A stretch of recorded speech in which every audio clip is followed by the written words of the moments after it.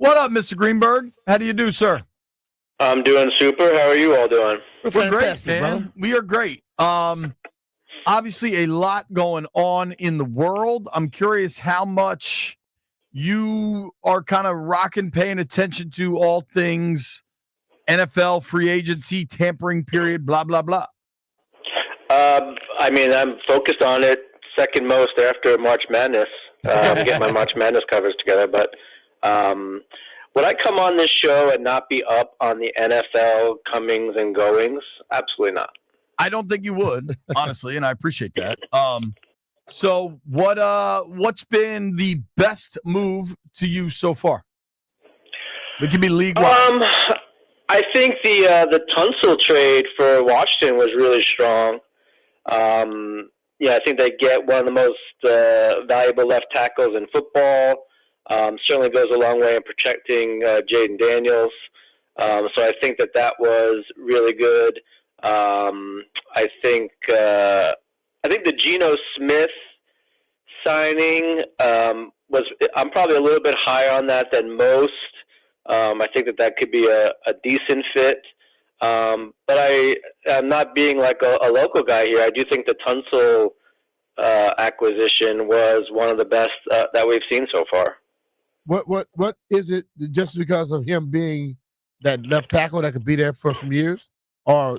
Yeah, I think that when you look at, we've talked about this before, right? When you're looking at the teams that are in front of you, like Philadelphia, especially being so good in the trenches, being able to get help on the offensive line is certainly a big move. Obviously, that has a trickle-down effect, protecting Jaden Daniels. Also, helping out, Deebo Samuel do his thing.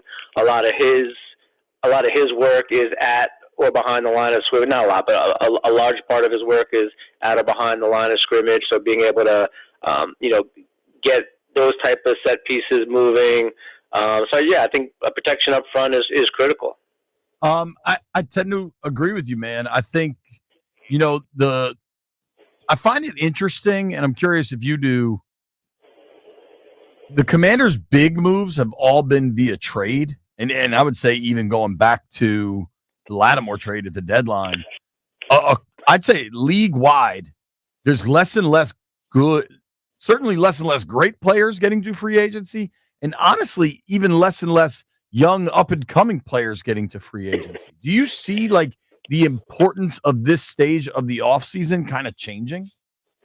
Yeah, because there's a couple of things that are at work here. One, like you said, the NFL is doing a better job of keeping its better players, so you're not having as impactful free agent classes, certainly not having young impactful free agent classes.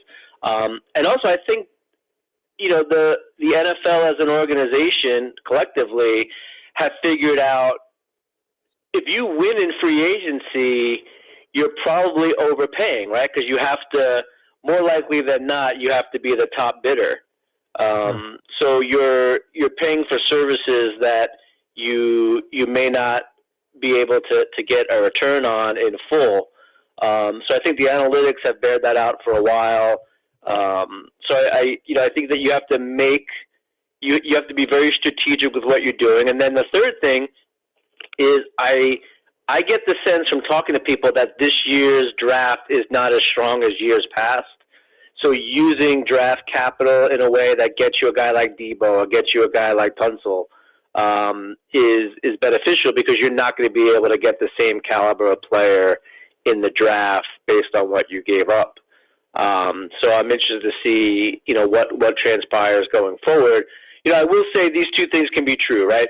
Washington has done a real good job of upgrading in the offseason, and they still have a lot of work to do to upgrade their team so that they're ready to take the next step. I agree with that. Yeah. What do you think is top of the list as far as upgrades go? Well, they need to shore up their run defense. I don't think they've really done much to get the run defense, even to an average level in the NFL. I know, Kinlaw as an interior defenseman is a decent signing. He wasn't a very good run defender, so we'll I don't know how much he's going to help in that regard. They brought in safety Will Harris, who is okay, but is kind of an average coverage guy. So I don't think that they've really done much to improve the defense. But there's still plenty of time. I mean, there's the draft. There's other moves that they can make. And, we may see these guys flourish in a system. That remains to be seen. Again, I think you have to give this front office, the benefit of the doubt based on what we've seen so far. And if they're not making moves, it's probably because there aren't moves to make yet that would be an impact acquisition, no matter what the route is. So I still think there's a little bit to go, but I would say the defense, looking at the defense, what they lost, what they put in, I think there's some more work to do there. What type of move, like a defensive move, you think would help that? They got Kinlaw, and he's whatever he is. Should they have to go after another guy interior, or somebody do you think somebody that played last year could help out? I think that now we wait and see what happens in the draft. I'm optimistic that they'll take an edge rusher in the draft at some point early. I think that goes a long way to helping the defense because, again, the quarterback, most important position, being able to stop the quarterback, the most important skill on the defense. So they could add some ingredients to that as well. And, again, look, this is a process. I mean, the timeline was bumped up so quickly, and now, we're not really looking at this team as how do they get to the playoffs. We're looking at how do they stay competitive in the NFC title game, right? Yeah. That's a big change of, expectations going in. So they not only have to kind of tread water and be as good as they were last year, but they also have to improve because I think it's pretty clear that they're well behind some of the top-tier talent like Philadelphia, Buffalo, Kansas City, et cetera. Yeah, I think it's interesting. There's a lot of moving parts with this, but I tend to agree with you. If they haven't made a big move yet, it's because they're not entirely sure that there's one to be made. Talking with our friend Neil Greenberg here on the Rude Guest Hotline. Rude makes the most reliable HVAC products in the DMV. You can follow Greenberg at @ngreenberg. Check out all of his work at the Washington Post. One thing I just try to caution this time of year, I think the declaration of winners and losers is incredibly premature, and I think people would be way better off just waiting to draw any conclusions whatsoever. If you want to definitively say Jeremy Chinn's better than Will Harris, I think last year that's accurate. I think over the course of their careers, you could have a real debate. If you want to definitively say that John Allen's career has been better than Javon Kinlaw's, I think that's accurate. Allen's been the better player over the course of his career. But last year, Allen only played 5 regular season games. So I just think you can slice these apples up a lot of different ways. And to your earlier point, I think it's entirely possible Quinn, Peters have a vision for guys. This is kind of their first offseason where they have inherited less and they get to decide more. Last year, they kind of took over and had what they had. This year, they're making their own decisions. Right, and they've also shown an ability to bring guys in, coach them up, and make them very valuable pieces of the puzzle. So who's to say that Will Harris can't have a career year, right? That's certainly within the realm of outcomes, and the same thing with Kinlaw. Who's to say he can improve and make an impact in run defense, depending on how they use him and how they teach him, et cetera. And I agree with you. The winners and losers thing, it's all subjective, right? We don't know what's going to happen. And even analytically, you can very well take the number one coverage safety from one team, put him on another team, and he could very well end the year at number 30. Yeah. Right? And just because of how he's used, who he's playing against, et cetera. So we won't know until we know. I think that the front office, the organization, has earned the benefit of the doubt, and this team will be improved in a lot of ways heading into game one of the regular season. Whether that's going to be enough, we'll have to find out, because there's still plenty of moves to make, plenty of time. But I do think that the areas that can be improved, as we've seen with Deebo Samuel and the offensive line, et cetera, will be improved to the best of their ability, and how far that takes them will remain to be seen. Talking with our friend Neil Greenberg here. Greenberg, I obviously NFL is the focus of the day. We've been all NFL all day. But there's enough other stuff I want to make sure I get to with you. Let's start with hockey. Caps dropped 7 on Anaheim last night. Ovi passes up an empty netter to make the extra pass to Protas so that he can get his first hat trick, which is really pretty damn cool. Where are we at with the Caps? Where are we at with Ovi? So I have the most likely games for Ovechkin to be April 4th and April 10th.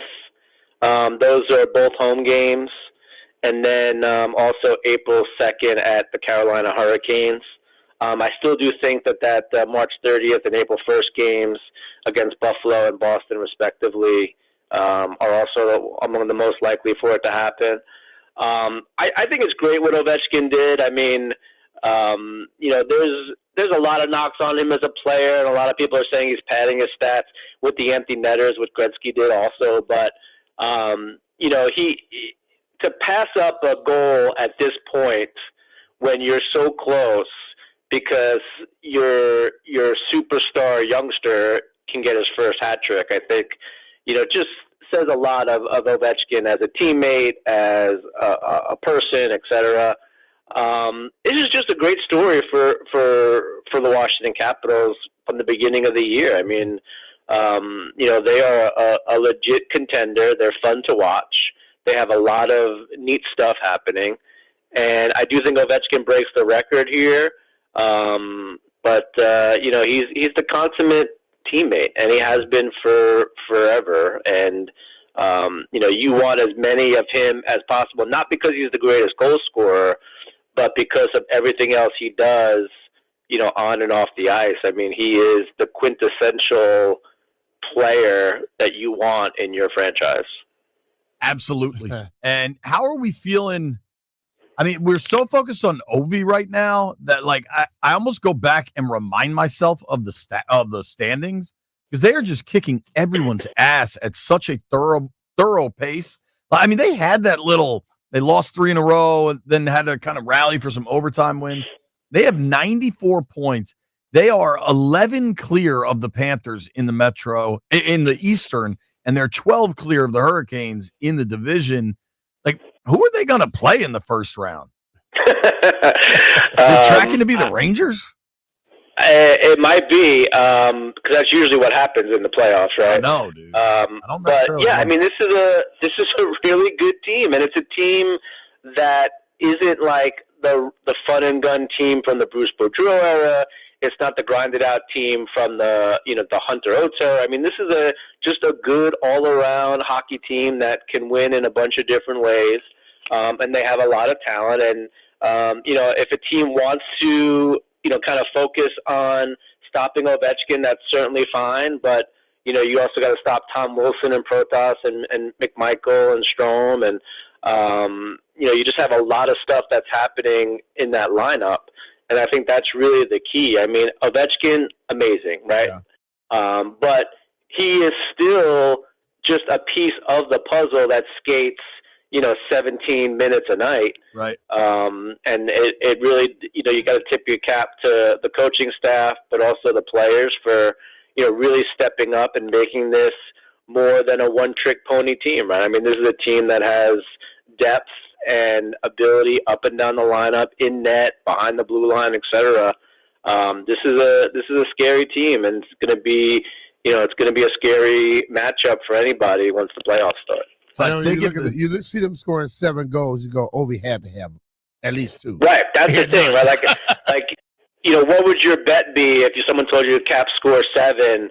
You'd almost take it as a lock that Ovechkin had at least 1, if not 2.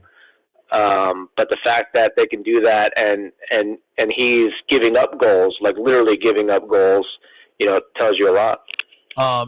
My research appears if the season ended today, and it doesn't, the Caps would play Columbus in the first round. But there's a whole bunch of teams kind of fighting for that last wild card spot. Columbus, Montreal, New York, the Bruins. So we'll wait and see on that. All right, Greenberg, last thing for me. Talking with our friend Neil Greenberg via the Rude Guest Hotline. Let's make some money. Give me now it's conference championship week. I think ACC started yesterday. Big Ten probably starts today. I imagine all the big boys, SEC starts today because they all have 800 teams in their conferences. Where do we have some winners? What do we like? Okay, you ready? I like the women's Texas Longhorns to win the championship. The women's to win the NCAA title. On the NCAA title on the women's side, yep, I think that they are undervalued in that regard. Is it Texas A&M? No, the Texas Longhorns. Texas Longhorns. And I also, if you're looking for value in like the ACC tournament, I think Louisville is an interesting pick. I know Duke is the overwhelming favorite, and that's fine. I do like Louisville as kind of someone else. And then the SEC, I am fading a lot of these teams. I like Florida to win the SEC. But in the tournament, I'm going to be fading like Alabama, Kentucky, Missouri, Ole Miss, Mississippi State. Like, I'm fading all of them. I know there's going to be a lot of SEC tournament teams in the big dance. I'm fading them. I think, though, if you're looking for value in that conference, I think Florida might be a pick to look at. Now, Greenberg, are you aware of our guy White Bryan, a very proud Auburn Tigers alum? Yeah. You did not mention Auburn. I am. And let me say it again, fade the SEC. I think that they're going to have a letdown in the big dance. Nothing personal. Okay. But just business. There's going to be no roar in that Tiger. Oh, I love that line. Am I allowed to use that next week or whenever? Of course. Okay, thank you. What about the Turtles? Friday night, Big Ten tourney. I've said this before. I'm a big Maryland fan. I think that they're one of these teams that could have a deep run in the tournament. I think right now they're a 4 seed, so they may not sneak up on a lot of people. But I think that Maryland is certainly a team that I'm looking at right now to pencil into the Elite Eight. JP will lose his mind. Yo, we won't be able to deal with him, man. I made it clear. if they get to the Sweet 16, I'm going. I assume for work purposes. If they get to the Sweet 16 and they're playing Duke in New Jersey, I'm not going for work purposes. I'm going full college JP, everything I got. I'm going to be booing people.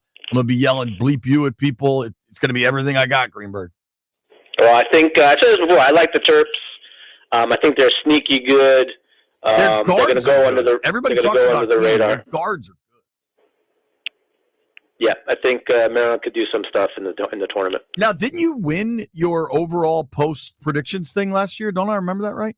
2 years ago. 2 years ago. I did, because I had San Diego State in the final. Everyone thought I was nutso. That's wild. They got there. And they got of course they got there. Last year was chalky. Like, I don't really do well in chalky tournaments because I take risks, like calculated risks. But usually if there's a chalky tournament, the next year has a lot more madness to it. So I'm pretty hopeful that I can. We'll talk about it next week, but I got some things in the works. All right, give me the madness. Thank you, Greenberg. Appreciate your time, bud. Love you guys. Talk to you soon. That's our guy, Neil Greenberg. Give him a follow @InGreenberg. Thank you for joining us via the Rude Guest Hotline.